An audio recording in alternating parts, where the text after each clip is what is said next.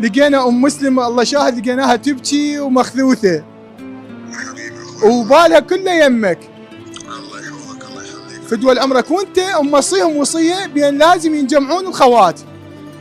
اكيد ان شاء الله. هي ما تحكي ويا اختها الصغيره؟ هم ما يتحاشوا ليه؟ دقيت عليها اكثر من مره ما فتحت خط، او هو مغلق يعني تعطي رفض. ايه ما اعرف والله. زين انت قريب عليها؟ لا والله عادي برقي الامور لا. تمام.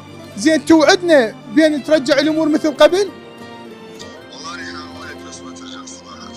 بلكت احنا هذا اللقاء راح ينزل على قناه فضائيه، بلكت راح تشوف هذا اللقاء ويحن قلبها. والله انا واعي بس مستحيلات لان هي مو يعرفون هذول كم يوصل. يعني انت راح تقدر تحاول لنا شويه حتى لو باتصال وياها؟ انا